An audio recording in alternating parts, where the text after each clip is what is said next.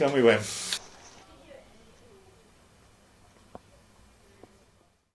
The kind of music that I write is very singer-songwritery based, and I play the acoustic guitar and I sing, and I guess naturally the songwriters and music that have influenced me are very much those singer-songwriters of perhaps my generation, people like Paul Simon and Bob Dylan. James Taylor, great guitarist that I've been inspired, but great lyricist, because I'm always very interested in the lyrics and the way words flow together, and combined with music I think it's a really potent, powerful force. Looking for something, what can it be? For years and years and years I worked with a record company called Kingsway Music. A lot of praise and worship material comes out of thank you music, and a number of their writers are people like Noel Richards and Sue Rinaldi and Matt Redman. But just the last 2 or 3 years I've actually formed my own label, which is called Dave Bilbrough Songs, and that's really the launchpad for my own particular vision and slant on things. What I tend to have is a kind of a pool of musicians, and I've got Simon, who's been with me for 12 years now on guitar, and a number of my other players have been with me for around about that length of time. But every now and then it's good to draft in someone new, because you know, after a while your sound can get a bit stale, and one of the things I continually try and do is to go for new sounds and new musical styles. And of course, by bringing somebody in who's an expert in that genre, you gain from using them. And I think it's really important for people who are young musicians starting out to play with as many different people as you possibly can. The important thing for our particular group is the philosophy of what it represents, that there's my own songs are about worship and praise, and not only is the outward thing about creating the music important, but also the gelling together of our personalities, so that our relationships are really important in what we do. I'm with the tour manager. I say, so where are we going in Dublin? Where are we staying? All us 60 people. He said, well, they never actually sent me a map or any instructions. They just said, keep on the A34 and look out for a white Renault. I'm fortunate in so much as I tend to write the words and the music to the songs that I write. Some people they just write tunes, and other people write lyrics, and I guess for me the two work together. Most of the songs that I write are praise and worship, directly singing to God or singing to one another about a different aspect of who God is.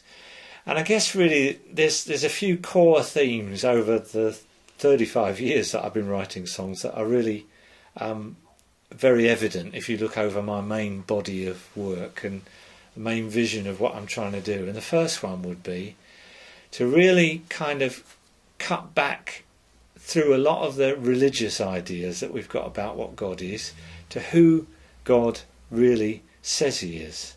And my understanding of the New Testament is that Jesus came to show a God and a Father who really loves us, who really cares about us, and take us away from this kind of trying to earn God's favour by works and acceptance and approval, and bring us back to a love relationship, which is what I think is the core of what our walk with God is all about. So many of the songs that I write use the term grace. The law, which is an Old Testament idea, was all about us doing things to earn God's favour. But grace is about what God's done through Jesus Christ to bring favour into our lives. And once we really get that, it changes the whole thing round the other way, and actually it causes us to want to worship because we begin to proclaim good news instead of this bad news about all the things we've got to do in order to earn God's approval. Flowing out of that, I guess, relationships come into the songs that I write. The idea that we're church and we're a body, we're a people who belong together. We're not just individuals. It's really interesting, isn't it, when Jesus taught his disciples how to pray, if you like, his mandate about what he's about, because Jesus was often asked different questions that really were targeting what's he really about. And often a rabbi would be asked, how do you pray? And when those people were asking Jesus about, teach us to pray, that was really what they were saying, is what are you really all about? And he starts, doesn't he, by saying in the Lord's Prayer, when you pray, say, our Father.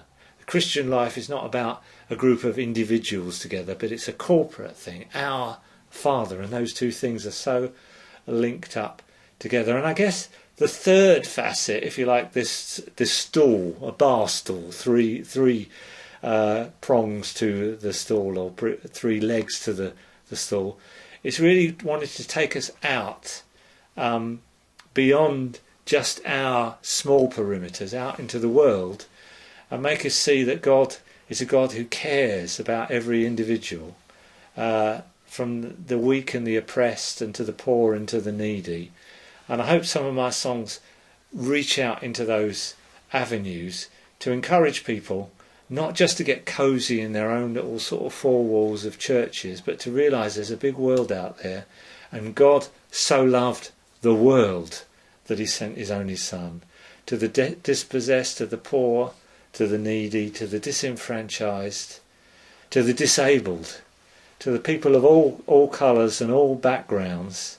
The gospel has got to be relevant, and it's made relevant as we flesh it out by works of service to our fellow people in humankind, by loving in practical ways, and not just with words, by living out the Christian gospel.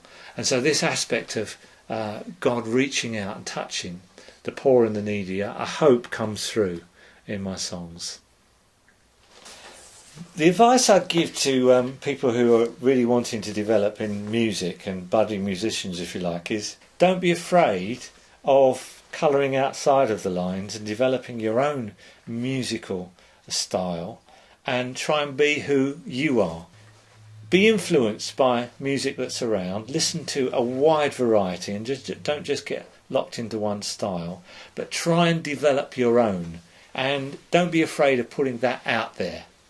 Learn as much as you can, practice as much as you can, but then just try and find that special thing that is really who you are. I think X Factor is an entertaining show. What it's not about is original, new and fresh. And for me, as an artist, as someone who's writing songs and wanting to do new things, I can't particularly identify with it, and it certainly isn't encouraging people to go out and play in front of a live audience. It encourages the philosophy that if only I can get in front of a TV audience, overnight I'll become a star. Whereas the songwriters and the performers that I've appreciated over the years, the Beatles, who played for years and years and years and learnt their craft, Paul Simon, Bob Dylan, these people who have learnt their craft by playing live in front of an audience. These X Factor performers haven't done that. And so they're manufactured according to the marketing and according to the current and according to whether their face fits. And I think, as light entertainment is fine, but as a musical statement, I'm afraid it leaves me very, very cold. Maybe I'll sing you a song, very simple reflection of faith and God's love for us as individuals. How can it be God cares for me in spite spite of all my fear,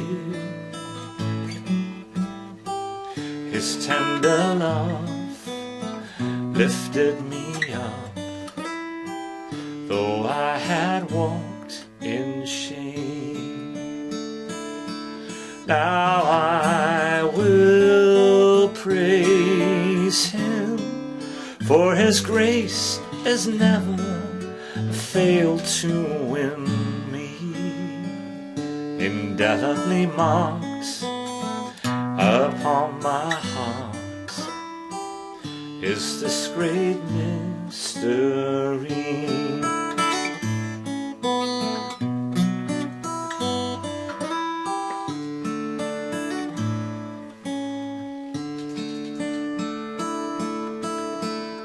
How can it be God cares for me in spite of all my fear?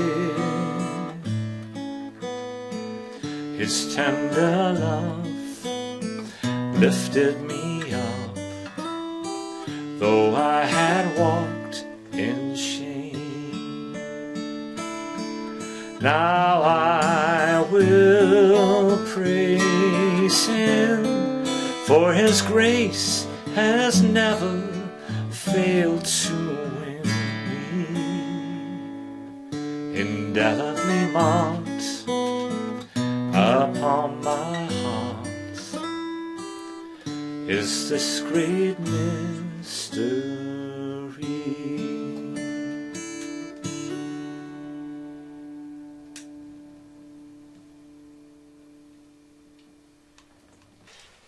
If you're interested in my music, my latest album is called People of Promise, and really I guess it represents something of the journey that I've been on over the last couple of years.